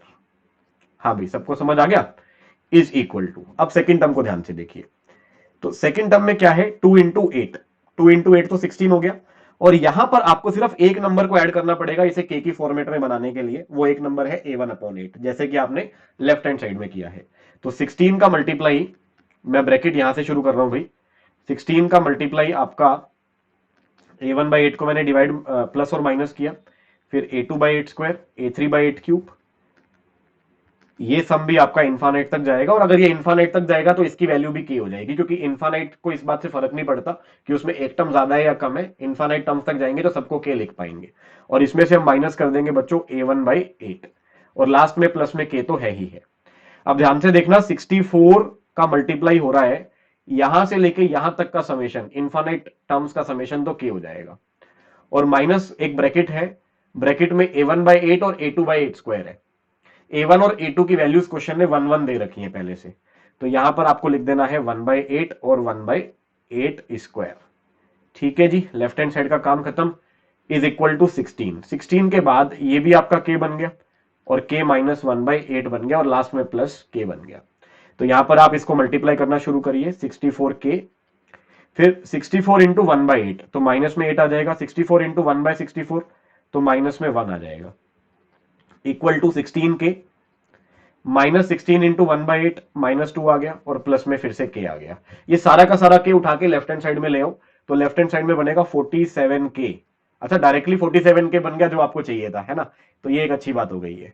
17K माइनस हो जाएगा उधर जाकर के, और कांस्टेंट नंबर्स को सबको लेफ्ट हैंड साइड में ले, राइट हैंड साइड में ले आइए, तो 8 + 1 -2 ये 7 हो जाएगा। तो बेटा 47K का आंसर आ गया है आपके पास, इक्वल टू 7। ठीक है जी, यही आपको फाइंड आउट करना था, 47 इंटू के ही हमें फाइंड करना था, और इसका वैल्यू आ गया है इक्वल टू 7। समझ में आ गया सब बच्चों को?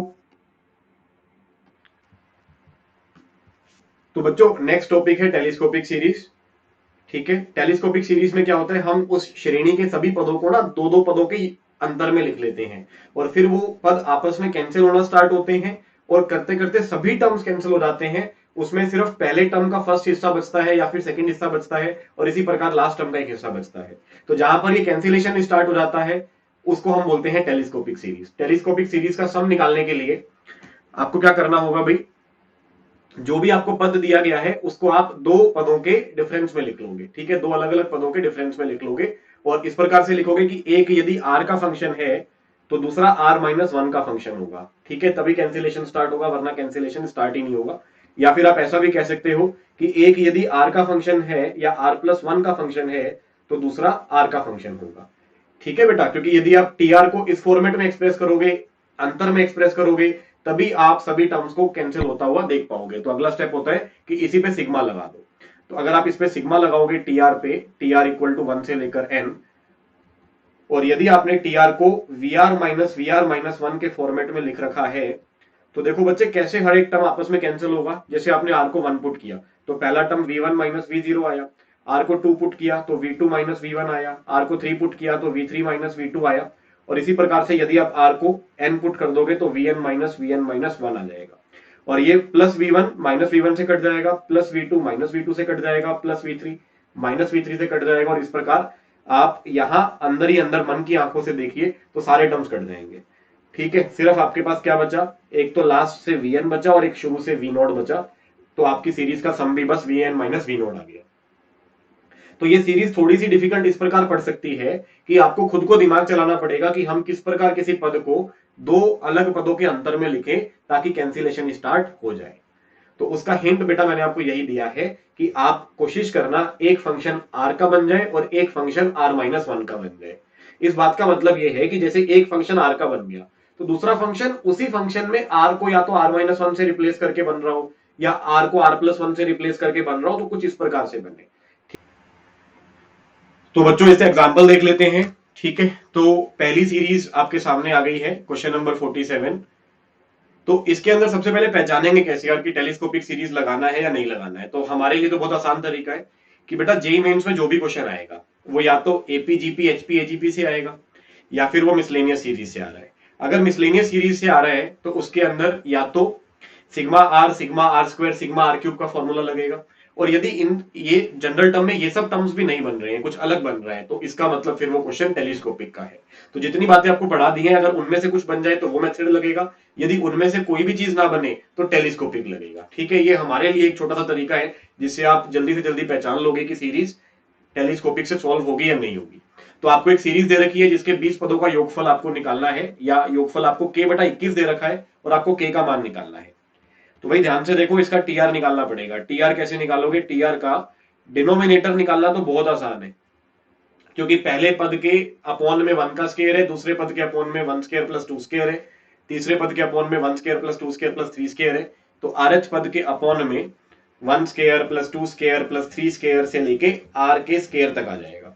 ठीक है, अब ऊपर वाला पद देखो बेटा, पहला नंबर है 2r+1, दूसरा नंबर है 5, तीसरा नंबर है 7, तो ऑड नंबर हो गया। आप चाहो तो 3, 5, 7 की एपी का आरएच पद निकाल लेना, ये आरएच पद आपको 2r+1 मिल जाएगा, है ना, 3, 5, 7 की एपी का। तो आर को 1 रखेंगे 3 आ जाएगा, आर को 2 रखेंगे 5 आ जाएगा। तो यहां पे आपका बन रहा है बेटा 2r+1। ठीक है बच्चों, समझ में आ गई यहां तक की बात? तो भाई टीआर को सिंप्लीफाई करते हैं। सिंप्लीफाई कैसे करोगे? 1 के स्क्वायर से आर के स्क्वायर तक का सम निकाल लेते हैं। तो r into r+1 into 2r+1 divided by 6 जो आता वो ऊपर आ जाता और 2r+1 से 2r+1 कट जाता। ठीक है जी, तो टीआर की वैल्यू क्या आ गई है? टीआर की वैल्यू आ गई है 6 divided by r into r+1। Okay, समझ आ गई बात? तो देखो यहाँ पे r इंटू r+1 डिवाइड में आ गया, इसका मतलब ये ना तो एपी से सॉल्व होगा ना जीपी से होगा। सिग्मा आर भी नहीं लग पाएगा, सिग्मा आर तो तब लगता जब आर ऊपर होता, आर स्क्वायर ऊपर होता। यहाँ पे आर और आर स्क्वायर दोनों ही नीचे आ गए हैं, इसका मतलब ये क्वेश्चन आपका टेलीस्कोपिक का है। ठीक है, अब इसको सॉल्व कैसे करना है? तो बेटा ये क्वेश्चन बहुत आसानी से सॉल्व हो जाएगा, क्योंकि यहाँ पे आपका जो टीआर है ना, उसके डिनोमिनेटर को आप ध्यान से देखिए। उसका जो डिनोमिनेटर है that is are into r+1। यदि डिनोमिनेटर में दो नंबर्स का मल्टीप्लाई लिखा हो और उन दोनों टर्म्स का अंतर कांस्टेंट हो, जैसे यहाँ पे r का और r+1 का मल्टीप्लाई लिखा हुआ है, ये टेलीस्कोपिक में बहुत पॉपुलर फॉर्मेट है बेटा, ज्यादातर सवाल ऐसे बन जाते हैं। आपके डिनोमिनेटर में दो नंबर लिखे गए हैं, एक r है और एक r+1 है। इन दोनों नंबर्स का डिफरेंस कितना है? r+1 में से r को माइनस करोगे तो 1 आ जाएगा। तो आप ऊपर क्या लिखेंगे? इन दोनों का डिफरेंस लिख देंगे। देखो r+1 में से r को माइनस करेंगे तो 1 ही तो आ रहा है, तो हम ऊपर 1 की जगह पर r+1 माइनस r लिख देंगे। ये टेलीस्कोपिक के क्वेश्चन सॉल्व करने का बहुत पॉपुलर तरीका है। जो नीचे वालों का डिफरेंस है ऊपर उतना लिखिए और फिर उसको सेपरेट करके उसी डिफरेंस में एक्सप्रेस कर दीजिए। अब देखो बेटा, इनको सेपरेट करते हैं। सेपरेट करोगे तो पहला नंबर आएगा 6 डिवाइडेड बाई आर, मल्टीप्लाई करके लिख रहा हूं 6 से, और दूसरा नंबर आएगा 6 डिवाइड बाई r+1। अब आपको शायद मेरी वो बात समझ में आ रही होगी, यदि एक फंक्शन r का बने तो दूसरा फंक्शन या तो r-1 का हो या r+1 का हो, मतलब उसी फंक्शन में r की जगह पर r+1 आए या फिर r-1 आए। तो यहाँ पे बेटा इस फंक्शन में देखो, जहां पे r है, क्या दूसरे फंक्शन में उसी r की जगह पे r+1 या r-1 है? बिल्कुल, इसका मतलब ये आपका जो डिफरेंस हुआ टीआर को जो आपने लिखना था vr+1, वो बिल्कुल ठीक लिखा। अब आपको कितने पदों का योगफल निकालना है? तो भाई टोटल 20 टर्म्स का सम निकालना है, और वो सम आपको k/21 दे रखा है। तो इसका मतलब आप सिग्मा लगाओगे, सिग्मा में 6/r अपॉन 6/r+1, और r की वैल्यू आपको लिखनी है 1 से लेके 20 तक। ठीक है बच्चों, r को अगर 1 रखेंगे तो क्या टर्म आएगा? 6/1 माइनस 6/2। अब आपको ना r की वैल्यू पुट कर करके टर्म्स सारे के सारे लिस्ट बना के लिख देने हैं। जैसे r को 1 रखा तो पूरा टर्म क्या बना? 6/1 माइनस 6/2 बन गया। अब अपन r को रखेंगे 2, r को 2 रखेंगे तो 6/2 माइनस 6/3 बन जाएगा। फिर r को 3 रखेंगे तो 6/3 माइनस 6/4 बन जाएगा। और लास्ट में r को 20 रखना तो 6/20 माइनस 6/21 बन जाएगा। ठीक है, अब इन सबको ऐड करना है बेटा। इन सबको ऐड करने के लिए ध्यान से देखो, ये प्लस का 6/2 है, ये माइनस का 6/2 है, दोनों टर्म्स आपस में कट गए। तो देखो डायरेक्शन ये वाला बना कटने का, तो ये डायरेक्शन बना, तो इसी डायरेक्शन के अकॉर्डिंग आप कैंसिल करते जाइए।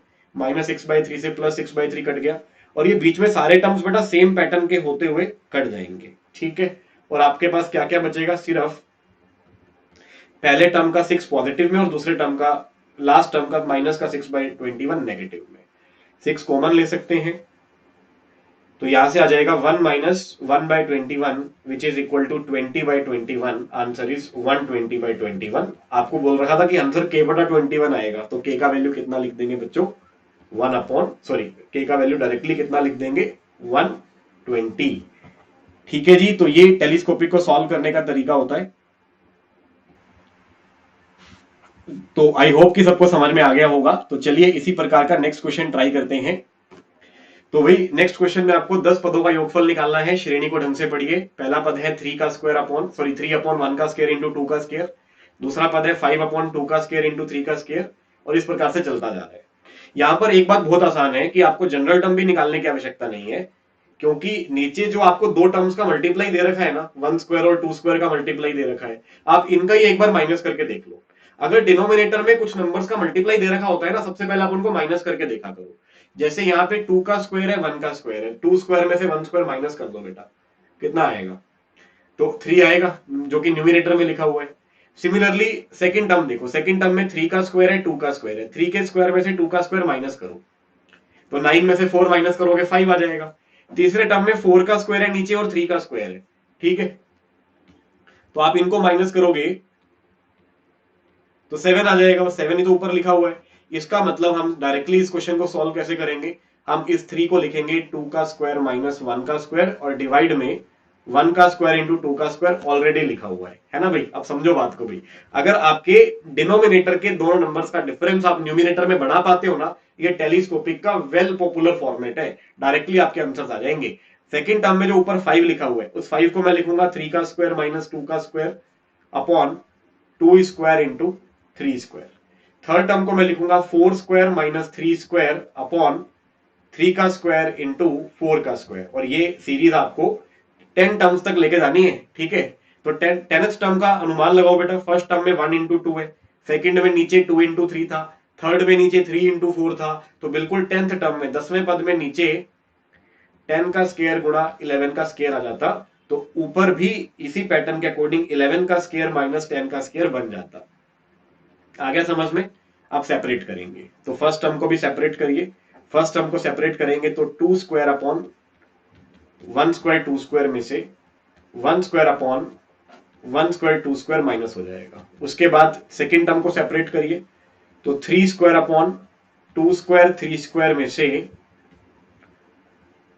2 square upon 2 square 3 square subtract हो जाएगा। थर्ड टर्म को भी स्प्लिट करना है, और इस प्रकार आपको सभी टर्म्स को स्प्लिट करना है। ठीक है, लास्ट टर्म आपके पास क्या बनेगी, 11 स्क्वायर अपॉन 10 का square into 11 square minus 10 square upon 10 का स्क्वायर इंटू 11 का स्क्वायर। ठीक है भाई, अब इसको सेपरेट कर लीजिए। जैसे यहाँ पे ये 2 स्क्वायर से 2 स्क्वायर कैंसिल हो रहा है, 1 स्क्वायर तो 1 ही होता है बेटा, 3 स्क्वायर से 3 स्क्वायर कैंसिल हो गया, यहाँ 2 स्क्वायर से 2 स्क्वायर कैंसिल हो गया। इन सब टर्म्स को कैंसिल करने के बाद आप देखो फर्स्ट क्या बना, फर्स्ट नंबर बनेगा 1/1 स्क्वायर माइनस 1/2 स्क्वायर। ध्यान से देखिए, ये हो गया आपका 1/1 स्क्वायर, और ये हो गया आपका 1/2 स्क्वायर। ये वाला टर्म हुआ 1/2 स्क्वायर, और ये वाला नेक्स्ट टर्म हुआ 1/3 स्क्वायर। तो अगला टर्म बना 1/2 का स्क्वायर माइनस 1/3 का स्क्वायर। सिमिलरली अगला टर्म बनता 1/3 का स्क्वायर माइनस 1/4 का स्क्वायर, और इसी प्रकार से आखिरी टर्म बन जाता 1/10 का स्क्वायर माइनस 1/11 का स्क्वायर। हाँ भाई देखो, लड़ाई हुई कि नहीं हुई, सभी टर्म्स लड़ने लग गए। सेकंड टर्म ने थर्ड टर्म को मारा, -1/3 स्क्वायर प्लस 1/3 स्क्वायर कट गया, -1/4 स्क्वायर प्लस 1/4 स्क्वायर कटता। अंदर का आप ये मन की आंखों से देखना पड़ेगा, डायरेक्टली नहीं दिख रहा है। इसी प्रकार ये 1/10 स्क्वायर अपने पिछले टर्म से कट जाता, और आपका आंसर सिर्फ 1 माइनस 1/121 बचता, जिसको आप फिर से 120/121 लिख सकते हो। ठीक है भाई, समझ आ गई बात? इस क्वेश्चन का आंसर हुआ 120/121। B option is correct. I hope सबको समझ में आ रहा होगा। क्वेश्चन नंबर 49 को स्टार्ट करते हैं। क्वेश्चन नंबर 49 में पहला टर्म है 1/3² - 1। ठीक है भाई, तो यहां तक अब मैं मानता हूं कि आप बच्चों को अब सिस्टम तो समझ में आ ही गया है। तो एक बार खुद से इस क्वेश्चन को ट्राई जरूर करिए, वीडियो को पॉज करिए। ठीक है, और अगर फिर भी सॉल्व नहीं होता है तो सॉल्यूशन मैं करवा रहा हूं भाई। ठीक है, स्टार्ट करते हैं। यहां पर डायरेक्टली तो ऐसा कुछ नहीं बन रहा है ना, जैसे 3² - 1 है, तो 3² - 1 किन्हीं दो नंबर्स का मल्टीप्लाई तो नहीं है। तो हम पहले टीआर ही निकाल लेते हैं, सारी बात खत्म, पहले टीआर निकलेगा। और टीआर कैसे निकलेगा? देखो नीचे बाकी सब सेम है, एक 357 वाली बात कर लो बस। तो जो 357 है ना बच्चों, 357, ये तो एक एपी बन रही है, और इस एपी का आरएथ टर्म क्या होता है? 2r+1। आपने पिछले क्वेश्चंस में भी देखा है। तो टीआर आपका बनेगा 1/2r+1 का स्क्वायर -1। ठीक है, ये आपके एपी का टीआर बन जाएगा। कंफर्म करने के लिए आर को 1 रख लो, 2 रख लो, 3 रख लो, कंफर्म हो जाएगा। अब इस टीआर को सिंप्लीफाई करो भाई। अब ये कुछ भी ना, तो ये एपी बन रही है ना जीपी बन रही है, सिग्मा आर भी नहीं बनेगा, सिग्मा आर स्क्वायर भी नहीं बनेगा, क्योंकि नीचे आ गया ना सब कुछ, डिनोमिनेटर में आ गया। तो इसको सिंप्लीफाई करते हैं, और टेलीस्कोपिक ही इसमें ओनली तरीका है इसको सॉल्व करने का। इसका यदि आप फैक्टराइजेशन करते, सॉरी स्क्वायर ओपन करते, तो 4r² + 4r+1 आ जाता, और 1 से 1 तो कट जाता, और फिर 4 को आप ले लेते कॉमन। 4 कॉमन लेते तो क्या बचता बेटा? r² + r, तो r भी कॉमन ले लेते, तो क्या बचता? r+1। और ये तो बिल्कुल 47th क्वेश्चन की तरह हो गया। टेलीस्कोपिक का पहला क्वेश्चन जो था, उसके डिनोमिनेटर में बच्चों r+1 और r ही तो बने थे, और r+1 और r का जो डिफरेंस होता है वो तो 1 होता है। इसका मतलब अब तो हमें क्वेश्चन की चाबी मिल गई। अब हम टीआर को सॉल्व कर सकते हैं। 1/4 को ले लीजिए कॉमन, ऊपर 1 की जगह पे लिखेंगे r+1 माइनस r, नीचे लिखेंगे r इंटू r+1, और इसको दो अलग अलग टर्म्स के डिफरेंस में एक्सप्रेस कर लेंगे। तो टीआर क्या बन गया बच्चों? टीआर बन गया 1/4 इंटू, सबसे पहले r+1 को डिवाइड करते, सेपरेट करो दोनों को, तो ये 1/r माइनस 1/r+1 आ जाएगा। ठीक है जी, और आपको निकालना है सिग्मा टीआर। तो 1/4 तो बाहर आ गया, सिग्मा टीआर निकालना है, तो सिग्मा 1/r माइनस 1/r+1। अब अगली जो बात है बेटा, आर की वैल्यू 1 से कहां तक जाती है? आर को 1 रखोगे तो ठीक है, 1/3² - 1 आ रहा है। इसने आपको पदों की संख्या नहीं दी, अंतिम पद दे दिया। तो इस टीआर के अकॉर्डिंग ये सोच के बताओ ये कौन सा पद हुआ? मतलब 2r+1 की जगह पे 201 लिखना है अपने को, है ना भाई? 2r+1 की जगह पे 201 अगर अपन लिखेंगे, तो r की जगह पे आ जाएगा 100। इसका मतलब इस सीरीज के तुमसे 100 पदों का योगफल पूछा हुआ है। तो 1/4 तो कॉमन है, और 1/4 को कॉमन लेते हुए सभी टर्म्स को आप एक लिस्ट बना के लिख लो। r को 1 रखोगे तो 1 - 1/2, r को 2 रखोगे तो 1/2 - 1/3, r को 3 रखेंगे तो 1/3 - 1/4, और लास्ट में r को 100 रखेंगे तो 1/100 माइनस 1/100+1। ठीक है जी, सारे टर्म्स कैंसिल। तो आपके पास जो नंबर्स बचने वाले हैं वो नंबर्स बचेंगे 1/4 मल्टीप्लाइड बाय 1 माइनस 1/101, और सेट करके लिखोगे तो 1/4, ऊपर आ गया 100 और नीचे आ गया 101। 4 से 100 काट दो, 25 आ जाएगा ऊपर। तो इस सीरीज का सम हो गया 25/101। ठीक है जी, ऑप्शन मैच, ऑप्शन इसमें नहीं है, तो इसका मतलब आंसर इज 25/101। ठीक है जी, तो इसका मतलब बस करना क्या है, डिनोमिनेटर का जो डिफरेंस होता है ना उसको ऊपर लिखना है। ज्यादातर टेलीस्कोपिक के सवालों में ऐसा होता है। बाकी देखो टेलीस्कोपिक का कोई जनरल तरीका नहीं है, कोई सीधा रूल नहीं है। यहाँ पे आपको मेहनत करनी ही पड़ेगी, एक टर्म को दो टर्म्स के डिफरेंस में लिखना ही पड़ेगा, दिमाग लगाना ही पड़ेगा, तभी जाके आप टेलीस्कोपिक का क्वेश्चन कर पाओगे। जैसे क्वेश्चन नंबर 50 को ध्यान से देखो, यहां पर फैक्टोरियल्स का यूज किया गया है। यहाँ पे जो एक्सक्लेमेशन मार्क है, ये वाला सिंबल है, ये n के फैक्टोरियल को रिप्रेजेंट करता है। ठीक है जी, फैक्टोरियल ऑफ n। अब इस सीरीज का सम कैसे आएगा? सीरीज को ध्यान से देखो, पहला टर्म है 1 × 1 फैक्टोरियल, दूसरा टर्म है 2 × 2 फैक्टोरियल, तीसरा टर्म है 3 × 3 फैक्टोरियल, और ये सीरीज आपके 100 पदों तक जा रही है, और 100th टर्म है 100 × 100 फैक्टोरियल, और ये इन्हीं सब 100 पदों का आपको योगफल निकालना है। ठीक है जी, तो शुरू करते हैं सबसे पहला स्टेप टीआर को निकालना। आपको अब तो याद हो गया होगा ना यार, टेलीस्कोपी का तो पहले टीआर निकालना है। टीआर कितना आ जाएगा, तो ये इस क्वेश्चन में तो बहुत आसान है, आर इंटू आर फैक्टोरियल, क्योंकि पहला टर्म 1 इंटू 1 फैक्टोरियल है, फिर 2 इंटू 2 फैक्टोरियल है, फिर 3 इंटू 3 फैक्टोरियल है, तो आप इसको आर इंटू आर फैक्टोरियल लिख सकते हो। अब देखो फैक्टोरियल के सवाल थोड़े से मुश्किल होते हैं, मुश्किल फर्स्ट टाइम आपको मुश्किल लगेंगे। मैं इसका एक तरीका बता देता हूं, उसके बाद आप और क्वेश्चन ट्राई करोगे तो आपको इस तरीके से हेल्प मिल जाएगी। करना क्या है, इसको भी हम कोशिश करेंगे कुछ वी आर माइनस वन के फॉर्मेट में कन्वर्ट कर लें, या r+1 और r की फॉर्मेट में कन्वर्ट कर लें। तो उसका तरीका यह है कि जो बाहर वाला r है ना, उसको मैं +1 - 1 करके लिखूंगा। ठीक है जी, इस r+1 का मैं एक ब्रैकेट बनाऊंगा, इस 1 का मैं दूसरा ब्रैकेट बनाऊंगा। तो r+1 का पहला ब्रैकेट r फैक्टोरियल से मल्टीप्लाई अलग कर देना, -1 को r फैक्टोरियल से मल्टीप्लाई अलग कर देना। अब यहां पर आप बच्चों को बताना पड़ेगा r+1 और r फैक्टोरियल का मल्टीप्लाई कितना होता है। ठीक है जी, सब लोग अपने अपने दिमाग में सोचो। r+1 इंटू आर फैक्टोरियल को आप लिख सकते हो r+1 का फैक्टोरियल। ठीक है जी, तो ये हो गया r+1 का फैक्टोरियल, और माइनस में क्या है, माइनस में r फैक्टोरियल है। ओके बच्चों, ठीक है जी, और ये आपका टीआर आ गया है। और आपको क्या करना है, इस सीरीज के 100 टर्म्स का सम निकालना है। तो r इक्वल टू 1 से 100, टीआर को यहां लिख देंगे r+1 factorial minus r factorial. ये डिफरेंस में लिखना क्यों सही है, क्योंकि एक r का फंक्शन है और एक उसी तरीके का r+1 का फंक्शन है, इसलिए यहां पर जब आप r को 1 2 3 से लेकर 100 तक पुट करोगे तो कैंसिलेशन स्टार्ट होगी ही होगी। ठीक है जी, तो बच्चों r को सबसे पहले हम 1 पुट कर देते हैं। r को 1 पुट करेंगे तो 2 का फैक्टोरियल माइनस 1 का फैक्टोरियल, r को 2 पुट करेंगे तो 3 का फैक्टोरियल माइनस 2 का फैक्टोरियल, r को 3 पुट करेंगे तो 4 का फैक्टोरियल माइनस 3 का फैक्टोरियल, और लास्ट में r को 100 रखेंगे तो 101 का फैक्टोरियल माइनस 100 का फैक्टोरियल। ठीक है जी, अब इन सबको प्लस कर दो। प्लस कैसे करोगे, देखो मैक्सिमम टर्म्स तो कट ही जाएंगे ना यार, कैंसिलेशन हमेशा डायगोनल में होती है। तो देखो कौन सी डायगोनल में हो रही है, ये 2 फैक्टोरियल से 2 फैक्टोरियल, 3 फैक्टोरियल से 3 फैक्टोरियल, 4 फैक्टोरियल से 4 फैक्टोरियल, और 100 फैक्टोरियल से 100 फैक्टोरियल। तो इसका जो समेशन है वो आ गया है 101 फैक्टोरियल माइनस 1 फैक्टोरियल। ठीक है बच्चों, तो ये थी आपकी टेलीस्कोपिक सीरीज। यहां पर आपका सीक्वेंस एंड सीरीज चैप्टर होता है कंप्लीट। कॉन्ग्रेचुलेशन सभी को। एक क्वेश्चन मैं आपको और यहाँ पे स्क्रीन पे ला देता हूं, क्वेश्चन नंबर 51। ये एक बोनस क्वेश्चन है, ये आपके होमवर्क के लिए है। ठीक है, इसको ये फैक्टोरियल्स की टेलीस्कोपिक सीरीज पर बेस्ड है। इस क्वेश्चन को ट्राई करिए और इसका आंसर कमेंट बॉक्स में जरूर पोस्ट करिए। ठीक है, मैं आपको वहीं पर बता दूंगा कि आपका आंसर सही है या गलत है। ठीक है जी, okay, thank you all of you, bye bye. Sequence and series chapter यहाँ पर कंप्लीट है, तो आप इसकी प्रैक्टिस अच्छे से करिए ताकि आपके जेईई मेंस में मार्क्स अच्छे आ जाए। ओके बच्चों, बाय बाय।